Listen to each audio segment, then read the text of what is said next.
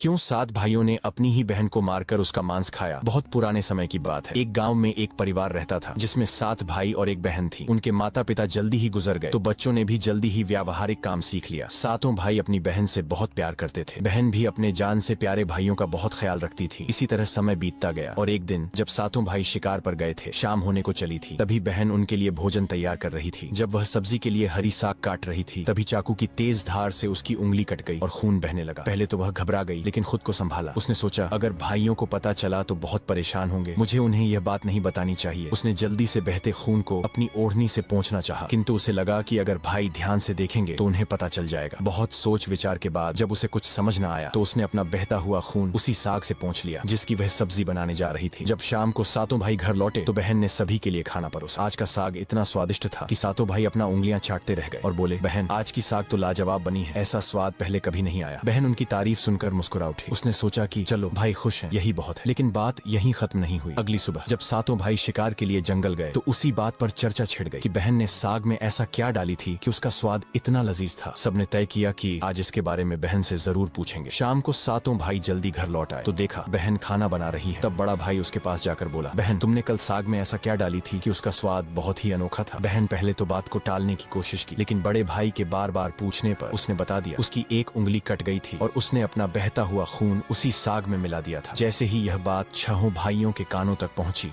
तो मानो उनके चेहरे के भाव ही बदल गए। शाम को जब सातों भाई एक साथ बैठे थे तो बड़ा भाई बाकी भाइयों से कहने लगा, सोचो जब बहन के खून की चंद बूंदें इतनी स्वादिष्ट हैं तो उसका मांस कितना स्वादिष्ट होगा। बाकी भाई भी इस क्रूर विचार पर सहमति जताते हुए बोला, हाँ अवश्य ही, बहन का मांस बहुत ही स्वादिष्ट होगा। अब 6 भाइयों को बहन का मांस खाने की लालसा जाग उठी, परंतु सबसे छोटे भाई को यह सुनकर गहरी बेचैनी हुई। उसने सोचा, कैसे हो सकता है कि कोई अपनों के साथ इतना भयानक विचार करे। तभी बड़ा भाई बोला, कल ही हम लोग बहन को शादी का झांसा देकर जंगल ले जाएंगे और तीर मारकर उसको मार डालेंगे, फिर उसका स्वादिष्ट मांस खाएंगे। सभी भाइयों ने हामी भरते हुए बड़े भाई की बात मान ली, लेकिन छोटा भाई अपने भाइयों की बातें सुनकर बहुत परेशान होने लगा। वह अपनी प्यारी बहन को बचाने के लिए बेचैन सा हो गया। वह खुलकर इसका विरोध नहीं कर सकता था क्योंकि छहों भाई एक तरफ थे। अगले दिन बड़े भाई ने बहन को बड़े प्रेम से बुलाया, प्यारी बहन तुम अब शादी के लायक हो गई हो। हमने तुम्हारे लिए एक बहुत ही सुंदर और योग्य वर खोज लिया है। आज हम तुम्हें उसका घर दिखाने ले चलेंगे, तुम तैयार हो जाओ। बहन यह सुनकर बहुत खुश हुई। आखिरकार वह भी अपना घर परिवार बसाने का सपना देख रही थी। वह उत्साह से तैयार हुई और अपने भाइयों के साथ चल पड़ी। रास्ते भर बहन खुश थी, लेकिन इतनी दूर तक चलने के कारण बहन पूरी तरह से थक चुकी थी। तब उसने बड़े भाई से पूछा, भैया मेरा ससुराल अब कितना दूर है। बड़ा भाई मुस्कुराया और सामने की तरफ इशारा करते हुए बोला, देखो वह रहा तुम्हारा ससुराल, वहाँ तुम रानी की तरह राज करोगी। बहन यह सुनकर बहुत खुश हुई और उत्साह से आगे की ओर बढ़ने लगी। लेकिन जैसे वह थोड़ा आगे बढ़ी ही थी कि अचानक उसके सभी भाइयों ने उसे पकड़ लिया। बहन कुछ समझ पाती उससे पहले ही भाइयों ने उसे पेड़ से बांध दिया। भैया ये क्या कर रहे हो, उसने घबरा कर पूछा, पर उसके भाइयों के चेहरे पर अब किसी प्रकार की दया या प्रेम नहीं था। बड़े भाई ने आदेश दिया, इसे कसकर बांध दो। अपने सभी भाइयों को हत्यारे के रूप में देखकर बहन का हृदय दहल उठा। वह फूट फूट कर रोने लगी और भगवान को याद करते हुए कहने लगी, हे भगवान, मेरे अपने ही भाई मेरी हत्या करना चाहते हैं, क्या इनमें से कोई भी मेरे लिए दया या प्रेम नहीं रखता। उसकी बातें सुनकर छोटे भाई की आंखें भर आईं। उसका हृदय कांप उठा, लेकिन छहों भाइयों के खिलाफ जाने की हिम्मत उसमें नहीं था। बहन को बांधने के बाद बड़े भाई ने सबको बारी बारी से उस पर बाण से प्रहार करने का आदेश दिया। बड़ा भाई अपनी बहन पर पहला तीर चलाने ही वाला था, तभी बहन भाई के सामने करुण स्वर में गाना शुरू कर दी, मारो मारो भैया, छाती में लक्ष्य करके भैया, छाती में लक्ष्य करके, तुम्हारा तीर जंगल को जाएगा भैया। बड़े भाई ने कठोरता से तीर चलाया,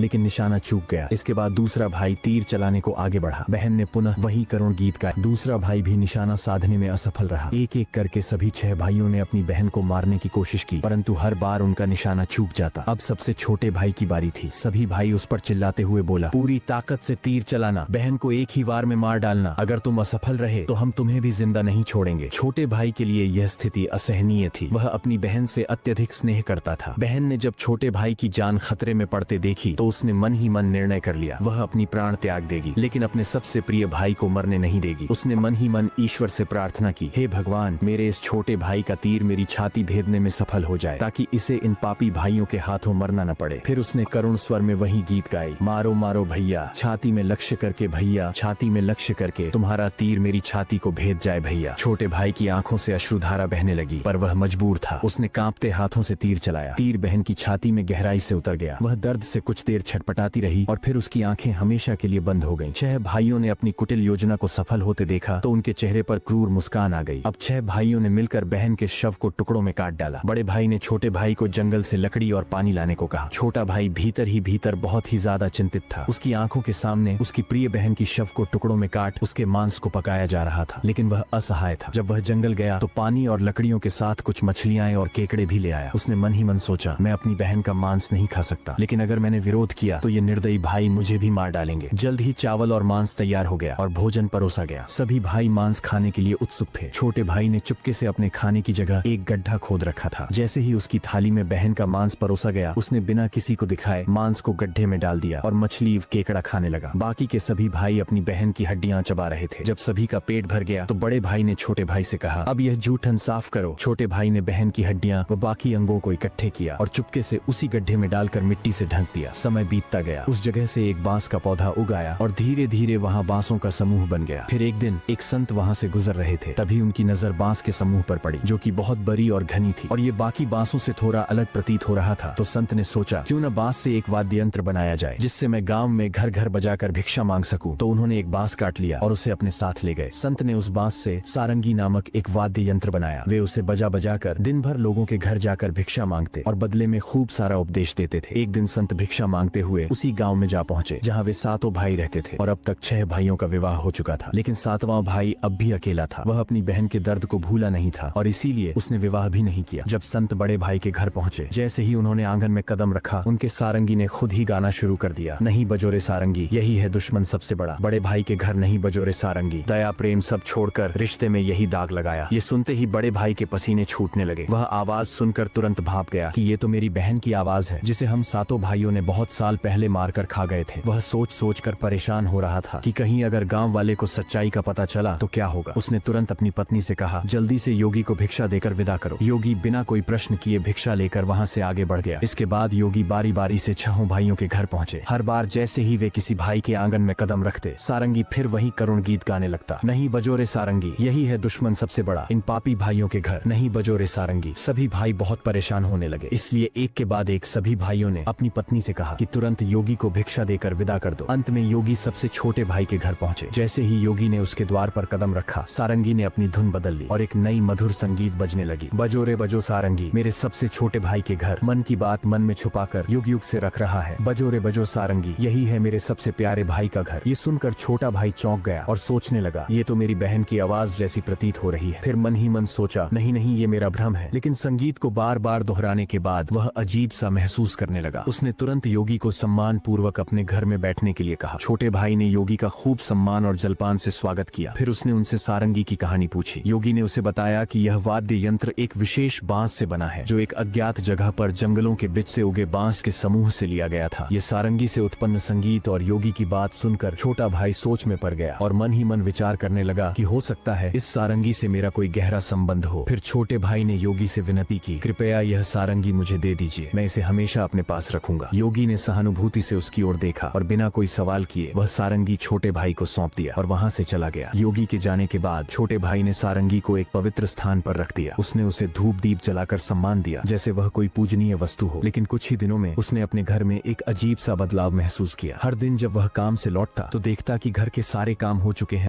घर एकदम साफ सुथरा मिलता, बर्तन भी साफ होते थे। शुरू में उसने सोचा कि शायद कोई पड़ोसी या भाभियां मदद कर रही होंगी, लेकिन जब यह सिलसिला रोज रोज दोहराने लगा तो उसका संदेह बढ़ने लगा। उसने अपनी भाभियों के घर जाकर पूछा, क्या मेरी गैर मौजूदगी में आप लोग मेरे घर की सफाई करती हैं? भाभियां चौंक गईं। हमें तो अपने ही घर के कामों से फुर्सत नहीं मिलती, तुम्हारा घर हम कैसे साफ करें? अब छोटे भाई की जिज्ञासा बढ़ गई। उसने सच जानने का फैसला किया। जब रात हुई तो वह बिना आवाज किए घर के एक अंधेरे कोने में छुप गया। आधी रात के करीब एक हल्की सरसराहट सुनाई दी। छोटे भाई की सांसें थम गईं। कुछ ही क्षणों में सारंगी से हल्की रोशनी निकलने लगी। अचानक सारंगी के भीतर से धीरे धीरे एक परछाई सी उभरी, जो धीरे धीरे एक लड़की की आकार लेने लगी। छोटे भाई ने जो अपने आंखों से देखा वो अविश्वसनीय था। सारंगी से एक सुंदर युवती प्रकट हुई, लेकिन जब वह दिए की रोशनी में आई तो छोटे भाई का दिल जोर से धड़क उठा। वह युवती बिल्कुल उसकी मृत बहन जैसी दिख रही थी। वह चुपचाप घर की सफाई करने लगी। उसने एक एक सामान को उसके सही स्थान से लगाया, बर्तनों को धोया और फिर घर की सफाई करने लगी। उसकी हर हरकत में अपनापन था, जैसे वह किसी अपने के घर को सहेज रही हो। युवती ने धीरे धीरे अपने काम खत्म किए और फिर जैसे आई थी वैसे ही सारंगी में समाने लगी। छोटे भाई हिल भी नहीं पा रहा था। जब वह पूरी तरह सारंगी में समा गई तब जाकर उसने राहत की सांस ली। अगले दिन उसने यह रहस्य अपनी बड़ी भाभी को बताया। बड़ी भाभी कुछ देर चुप रही, फिर गंभीर स्वर में बोली, अगर यह सच है तो मैं तुम्हें एक उपाय बताती हूँ, तुम ध्यान से सुनो। जब वह सारंगी से बाहर आए तब तुम तुरंत उस सारंगी को आग में डाल देना और उस पर गंगा जल छिड़क देना। इससे वह आत्मा अपने पुराने शरीर के बंधन से मुक्त हो जाएगी। लेकिन याद रखना, अगर तुम यह करने में जरा भी देर करोगे तो शायद वह हमेशा के लिए गायब हो जाएगी। छोटे भाई ने भाभी की बात को गंभीरता से लिया। उसने तय किया कि आज रात ही वह यह उपाय करेगा। रात होते ही वह फिर से उसी जगह छुप कर बैठ गया। इस बार वह पहले से ज्यादा सतर्क और तैयार था। उसकी आंखें सारंगी पर टिकी थीं। तभी वही हल्की सरसराहट हुई और सारंगी से वही रोशनी निकली। धीरे धीरे उसकी बहन फिर से प्रकट हुई। उसने हमेशा की तरह घर की सफाई शुरू कर दी। जैसे ही युवती ने अपना अंतिम काम पूरा किया और वापस सारंगी की ओर बढ़ी, छोटे भाई ने झटपट सारंगी को उठाया और उसे आग में डाल दिया। सारंगी जलते ही उसमें से एक तीव्र रोशनी फूटी। पूरे कमरे में उजाला फैल गया। युवती अचानक रुक गई। तभी छोटे भाई ने बिना समय गवाए तुलसी जल की बूंदें उस पर छिड़क दिया। जैसे ही तुलसी जल की बूंदें उस लड़की के ऊपर पड़ी, अचानक एक चमत्कार हुआ। धीरे धीरे वह मानव रूप में परिवर्तित होने लगी। छोटा भाई एकदम चौंक गया। वह अपनी आंखों पर विश्वास नहीं कर पा रहा था, जिसे वह एक दर्दनाक हादसे में हमेशा के लिए खो चुका था। आज फिर से उसके सामने खड़ी थी। आंसुओं की धारा उसकी आंखों से बहने लगी। वह दौड़कर अपनी बहन से लिपट गया। बहन भी भाई के गले से लिपटकर जोर जोर से रो पड़ी। दोनों एक दूसरे को देखकर फुट फुट कर रो रहे थे। छोटे भाई ने अपनी बहन का हाथ थाम लिया, जैसे वह कभी उसे दोबारा खोना नहीं चाहता था। लेकिन कहानी यहीं खत्म नहीं हुई। छोटे भाई ने तय किया कि वह अपने 6 भाइयों को उनके पापों का एहसास कराएगा। छोटे भाई ने पूरे गांव वाले को इकट्ठा किया। उसके चेहरे पर दर्द और आंखों से आंसुओं की धारा बह रही थी। उसने कांपती आवाज में कहना शुरू किया, आज मैं आप सभी को एक बहुत बड़ा सच बताने जा रहा हूँ। एक ऐसा सच जिसे सुनकर आपके रोंगटे खड़े हो जाएंगे और आपको अपने ही